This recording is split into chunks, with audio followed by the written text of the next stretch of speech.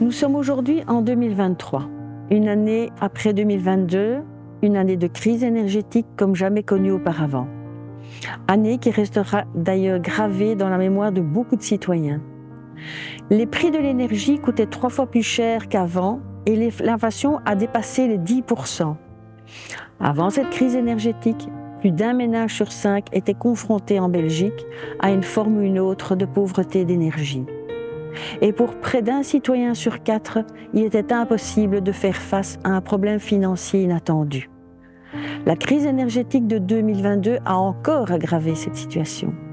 Entre-temps, on constate que le prix du mazout est reparti à la hausse. Cet été, période habituellement calme pour les combustibles, le prix du mazout a augmenté de 29%. Les familles qui ont déjà des difficultés sont donc obligées de choisir entre chauffer leur maison ou avoir de la nourriture à table. Aujourd'hui, des milliers de familles vulnérables vivent encore dans la pauvreté d'énergie en Belgique. Comment font-elles face à cette situation ? Comment ces personnes essayent-elles de gérer le budget dont elles disposent ? Passent-elles l'hiver sans se chauffer ou avec un chauffage minimal ? Ou doivent-elles réduire d'autres dépenses ? Comment ces ménages envisagent-ils les rénovations énergétiques ? Et comment savent-ils accéder à l'aide que le gouvernement peut leur offrir ? Nous posons aujourd'hui la question à Jean. Jean vit seul à Charleroi, dans une maison modeste et a 2 enfants qui ont quitté le domicile familial. Dans son témoignage, il parle courageusement de la manière dont il a personnellement dû faire face à cette situation.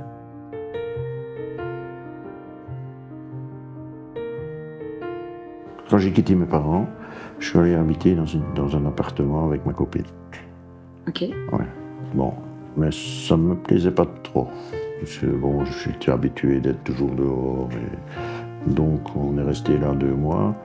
Puis on a cherché un autre appartement où il y avait une possibilité d'être dehors, il y avait un petit jardin. Donc. Mais là, le problème, c'est que le chauffage, ça coûtait trop cher. Parce que on se chauffait au gaz, en propane, au gaz. Donc là, ça coûtait vraiment trop cher. Disons que un tiers de ce que je gagnais, c'était pour payer le loyer, un tiers pour payer le gaz. C'était beaucoup. Donc après, on a cherché une maison, parce que à un moment donné, en hiver, ça me coûtait un tiers par mois de chauffage. Donc, t'imagines, payer le loyer, payer le chauffage pour un mois. La même chose le mois de février, c'était plus possible de vivre là-dedans.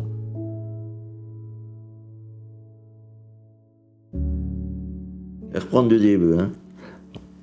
Quand on est venu ici, on a mis des poêles au gaz. Ouais. Insuffisant l'hiver. Ouais. Donc, on a pris des poêles au charbon et au bois. Ouais. Puis là, c'est crado, hein, le charbon et le bois. C'est ça, hein. Fait de la poussière. Alors, on en a eu marre. On a monté chauffage central. Ouais. Donc là, on était un peu mieux. On travaillait à 2, ça pouvait encore aller. Mhm.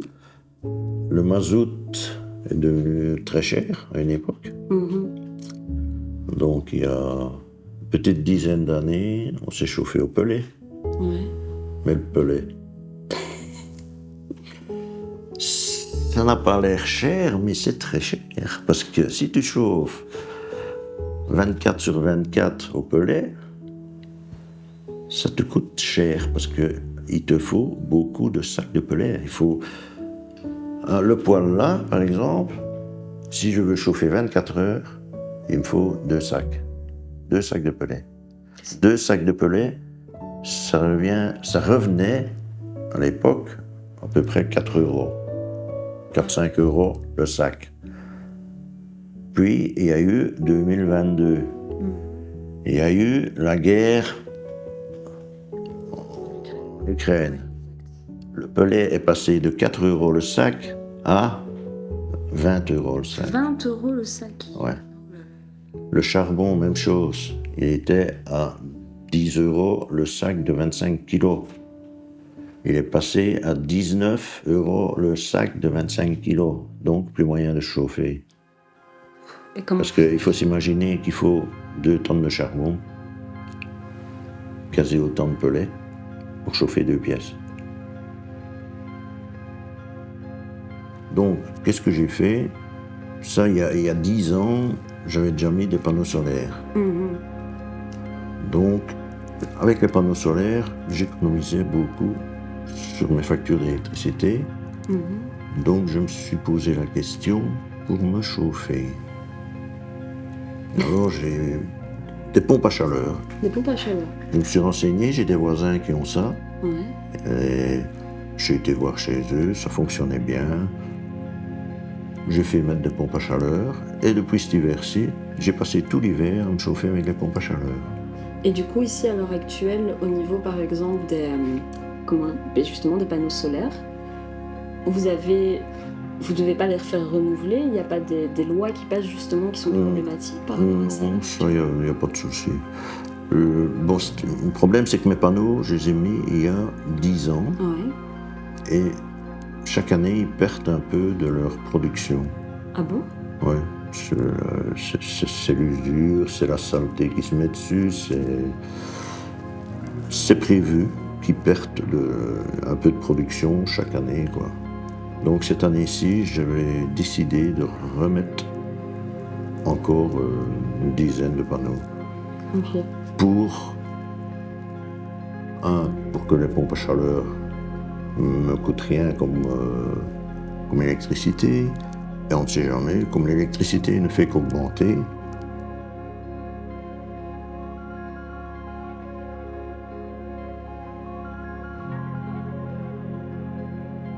Les aides, les aides, c'est inexistant, ça n'existe pas. Il n'y a pas d'aide. C'est tellement compliqué pour avoir une aide que les 3/4 du temps, tu abandonnes. Et pourquoi est-ce que c'est compliqué? Qu'est-ce qui rend la chose compliquée, en fait? Tu dois faire des demandes Ouais. à la commune. Mhm. De la commune, tu dois faire une demande à la province. De la province, tu dois faire une demande au national, à la région wallonne. Donc il y a des aides qui viennent de partout, en fait. Tellement compliqué.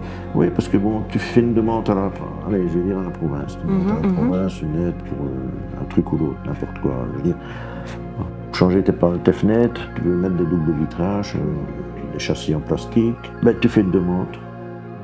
Tu auras une aide, par exemple, je sais pas moi, Vous avez un exemple concret, 10% peut-être? du prix que ça va te coûter, quoi.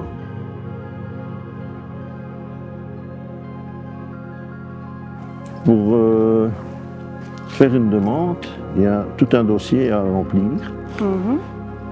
Tout doit être fait par des hommes de métier, c'est-à-dire qu'on ne peut rien faire soi-même. Vous ne pouvez rien faire vous-même. Ah non. Donc ça augmente le budget. Oh, moi je préfère faire mes travaux moi-même, ça me coûte moins cher, quitte à payer tout. Moi, je peux comprendre. Même les matériaux qui sont beaucoup plus chers maintenant, ben, ça a un coût, hein, de faire des travaux dans une maison, c'est horrible.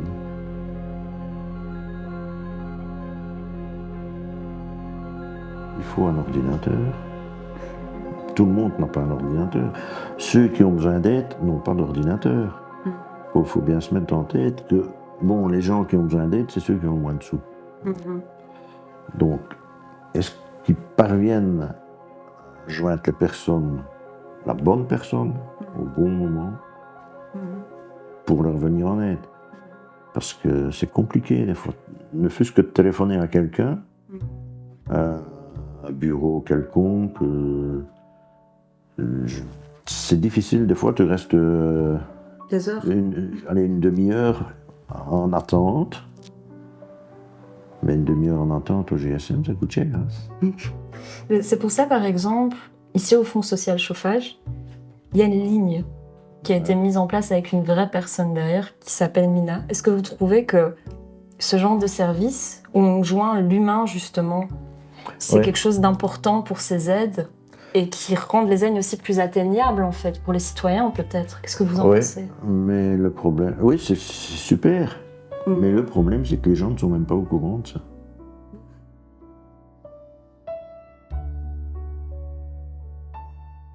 tu apprends au fur et à mesure. Tu écoutes un peu partout. Dès que tu entends un truc, tu écoutes, tu notes. Il faut avoir l'esprit ouvert. Pas avoir peur non plus de demander. Les gens, parfois, ils ont peur, ils disent « Ouais, mais c'est les pauvres qui vont là-bas. Moi, je suis pas pauvre, je gagne ma vie. » Ah non, t'es en difficulté, tu vas demander. Faut pas avoir peur. Faut pas... C'est pour tout le monde. Mais il faut aller demander. Si tu ne parles pas de tes problèmes aux gens qui peuvent t'aider, ils ne savent pas t'aider. C'est la vie. En Belgique, environ une famille sur 5 se chauffe au mazout, au gaz propane ou au pétrole lampant. Certaines de ces familles vivent au quotidien les problèmes de pauvreté énergétique. Le Fonds social chauffage a été créé pour aider ces personnes à payer leurs factures d'énergie. Et l'année dernière, nous avons pu financer des allocations pour plus de 80 000 familles. La crise de l'énergie a incité les citoyens à s'adresser plus rapidement au Fonds social chauffage ou à leur CPS pour obtenir cette allocation. Avec ce témoignage, nous voulons donc encourager tous ceux qui se reconnaissent dans cette situation à vérifier s'ils ont eux aussi droit à une allocation du Fonds social chauffage. Consultez les conditions sur notre site web et contactez-nous si vous avez des questions. Nous nous ferons un plaisir de vous aider. Si tu ne parles pas de tes problèmes aux gens qui peuvent t'aider, ils ne savent pas t'aider. C'est la vie.